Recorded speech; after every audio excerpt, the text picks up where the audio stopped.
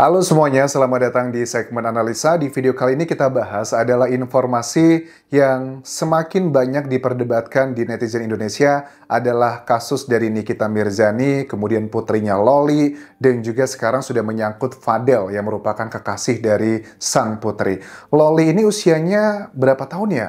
16 atau 17 tahun karena dia termasuk dalam kategori di bawah umur. Jadi kita sudah tahu bahwa Nikita Mirzani itu sudah melaporkan ke pihak kepolisian, ada keterangan dari Kapolres Metro Jakarta Selatan, Kombes Pol Ade Arisyam Indardi yang mengatakan bahwa memang sudah menerima laporan dari NM, Nikita Mirzani, tentang pasalnya adalah persetubuhan anak di bawah umur dan aborsi yang tidak sesuai ketentuan. Terlapornya adalah inisial VAB. Apakah VAB ini adalah untuk Fadel atau bukan? Dugaannya sih mengarah ke sana karena ya kita tahu kan pasal yang disampaikan tadi itu sangat kuat indikasinya adalah ke Loli sang putri. Nah sekarang juga mulai muncul nih foto-fotonya Fadel yang dia memakai baju tahanan. Ini di TikTok terutama banyak banget. Aku cek jejak digitalnya, ini sebenarnya kasus apa? Karena memang ini beneran fotonya Fadel, dia memakai baju tersangka dengan 2 orang di sebelahnya. Terus juga ada foto yang beredar dengan capturannya pesan dari Loli atas nama Laura ini yang bilang dia mau minjem duit. Jadi kata-katanya begini, sorry banget kalau aku lancang Ci, pacar aku sama abang-abangnya sekarang lagi ditahan di Polres Jakarta Jaksel yang sekarang lagi viral. Beritanya juga nggak bener banget, memutar balikan fakta banget. Ampun deh, aku izin minjem uang 5 juta boleh Ci? Aku ganti buat uang pembebasan mereka. Dan kakak iparnya Fadel juga minta bantuan ke aku. Aku mau TF, tapi kalau dari aku pasti lama. Oke, ternyata pas aku cek, ini adalah kasusnya apa? Oh, ini adalah kasus yang kayak pengeroyokan gitu teman-teman. Jadi kejadian awalnya itu adalah Fadel dan juga 2 orang tadi itu menjadi tersangka atas kasus pengeroyokan anggota TNI di Jakarta Selatan pada Oktober 2023. Gara-garanya adalah kalau menurut versi ini bahwa si anggota TNI yang tidak pakai baju seragam itu menegur Fadel agar tidak berkendara secara ugal-ugalan di jalan. Kemudian nggak terima, terjadilah pengeroyokan tersebut. Pasal yang dikenakan untuk Fadel saat itu adalah pasal 170 dan hukumannya itu maksimal 15 tahun penjara. Tapi sekarang sudah bebas. Apakah ini indikasi sudah terjadi perdamaian? Kalau kasusnya di Oktober atau September 2023, sekarang 2024, ya artinya belum ada 15 tahun, artinya juga sudah terjadi perdamaian. Fadel juga waktu klarifikasi di banyak media kan mengatakan saya itu yang viral kan ya, ada 2 poin sih. Pertama adalah gini, saya itu juga berasal dari keluarga berada katanya. Aku nggak tahu berada ini maksudnya apakah keluarga yang kaya raya atau berada yang seperti apa. Karena kok Loli minjem uang 5 juta doang, masa keluarga berada 5 juta doang aja kesulitan. Apakah Loli berbohong gitu, ngatasnamain pacarnya, padahal uangnya buat dia. Itu juga mungkin. Dan masih banyak lagi lah hal-hal yang senada Loli minjem uang demi untuk Fadel. Alasannya sih adalah gini, dari pihak Fadel ya, tentang isu-isu minjem uang yang lain-lainnya. Loli itu minjem uang atau transfer atau hasil kerja dia sebagai selebgram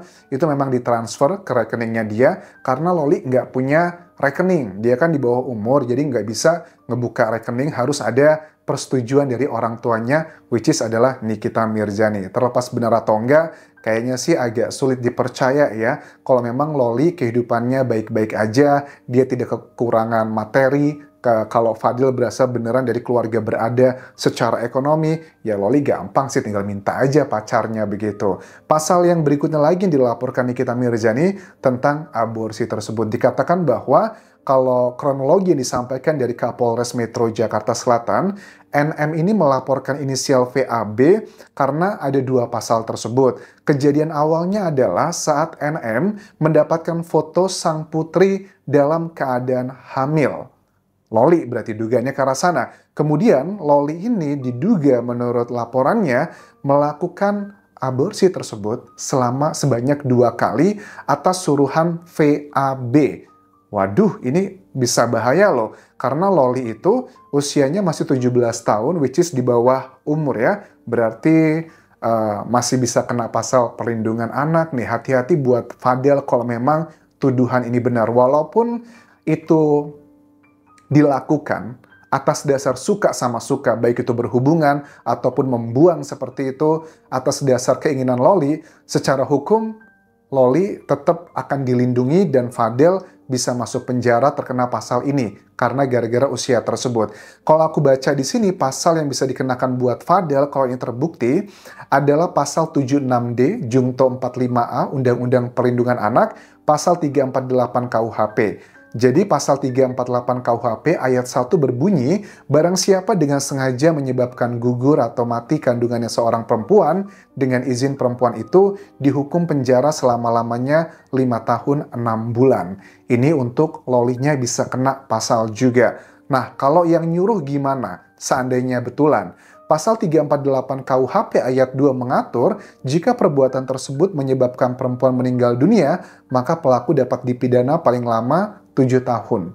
Jadi ini adalah pasal yang kualitatif, Fadel bisa kena, kemudian juga Loli bisa kena. Pasal 76D Undang-Undang Perlindungan Anak mengatur bahwa setiap orang dilarang melakukan kekerasan atau ancaman, kekerasan memaksa anak melakukan persetubuhan dengannya atau dengan orang lain. Nah, pasal 45 Undang-Undang Perlindungan Anak berbunyi, setiap orang dilarang melakukan aborsi terhadap anak yang masih dalam kandungan kecuali dengan alasan dan tata cara yang dibenarkan sesuai dengan ketentuan peraturan perundang-undangan. Jadi kalau aku lihat nih ya, secara undang-undang, secara hukum, posisi Fadel cukup riskan di sini. Sebenarnya aku juga kasihan ya, karena ya Loli kan juga walaupun dia di bawah umur, tapi dia sudah sangat dewasa lah di usianya, dia bisa menentukan pilihan hidupnya. Ya seandainya kalau Fadel gitu ya tidak berhubungan dengan Loli, kayaknya juga dia tidak akan terbawa sampai sejauh ini. Tapi secara pribadi aku menilai bahwa yang dilakukan oleh Nikita Mirzani ini adalah bentuk kayak kemarahan yang sudah memuncak ya. Kayak dia kan mengaku dia sempat membayari hutangnya Loli yang katanya nilainya hampir 400 juta tapi tidak pernah diceritakan ke siapapun. Menurut aku kenapa Nikita Mirzani bisa sampai senekat ini dia melaporkan ke Polres Metro Jakarta Selatan, karena setelah mendengar klarifikasi dari Fadel yang berbicara di media massa, baik itu sosial media ataupun juga ke media massa yang tradisional kayak TV gitu. Ada bagian yang mengatakan bahwa klarifikasinya Fadel, kalian semua itu kena prank. Saya dan Loli tidak pernah putus dan masih berhubungan. Dengan gaya dia yang dinilai oleh masyarakat, sebagian menilai itu adalah gaya tengil gitu. Padahal kan kita cek jejak digital. Waktu Fadel ngomong ke podcastnya siapa? Denny Sumargo bilang, saya dan Loli sudah putus. Terus ngomong juga di acara TV Trans TV atau Trans 7 bilang bahwa saya dan Loli juga sudah putus. Ternyata dia ngakuin di sini semua bahwa itu semua adalah prank. Jadi menjaga privasi saya, kalian tidak akan tahu lebih banyak mengenai saya. Oke, dan Loli ini juga sudah memberikan statement di Instagramnya. Nggak tahu apakah itu beneran tulisannya Loli pure ataukah ditulis oleh orang lain, tapi di Instagramnya muncul seperti ini. Never regretting from the beginning I met and got to know you. You are the first person who made me know the meaning of love, and the first person who made me know the meaning of being loved by someone sincere from the heart. Jadi nggak pernah menyesal dari awal, aku bertemu kamu dan mengetahui kamu adalah orang yang pertama ngebuat aku memahami apa artinya cinta. Dan orang yang pertama ngebuat aku mengerti bagaimana rasanya dicintai oleh seseorang yang tulus dari hati. I don't care what people say about you or me or even us. They will never know the real story of our relationship or me or you, because only we know and we live it, and only we know that the truth is like I love you sayang Fadel Badijah. Saya nggak peduli apa yang orang katakan tentang aku, tentang kamu, atau tentang kita. Mereka nggak bakal pernah ngerti cerita sebenarnya dari hubungan kita. Karena hanya kita yang tahu dan kita yang merasakannya dan kita yang mengetahui kebenarannya. Saya cinta kamu sayang Fadel Badijah. Well, ini satu hal yang memang seperti banyak pepatah bilang, jangan pernah menasehati orang yang sedang jatuh cinta karena omongannya akan masuk dari kuping kanan, keluar kuping kiri. Tetapi seperti nasi sudah menjadi bubur, ini sudah dilaporkan ke kepolisian, kita lihat nanti apakah akan ada yang menjadi tersangka, karena untuk menetapkan seseorang menjadi tersangka harus dibutuhkan 2 alat bukti yang kuat. Alat bukti ada 5 dalam dunia hukum. Keterangan saksi, keterangan ahli, keterangan terdakwa, petunjuk, dan juga surat. Dan kalau memang betul laporan NM ini adalah untuk ke Fadel, dan memang betul ada bukti-buktinya, Fadel bisa sih menjadi tersangka lagi di kasus ini. Karena kalau dari analisa ini, keterangan saksi ada ditemui di sini, keterangan ahli, foto nanti dicek apakah betul Loli pernah hamil atau tidak, yang dibantah juga di klarifikasinya, itu bisa menjadi salah satu alat bukti keterangan ahli. Kita akan nantikan dan menjadi pelajaran bagi kita semua, ternyata ya itulah gitu ya, kalau sudah berhubungan dengan urusan cinta dan keluarga, kadang semuanya itu di luar kontrol kita dan ngerasa hal simple malah menjadi hal besar. Terima kasih sudah menonton, sampai jumpa lagi di video berikutnya. Bye.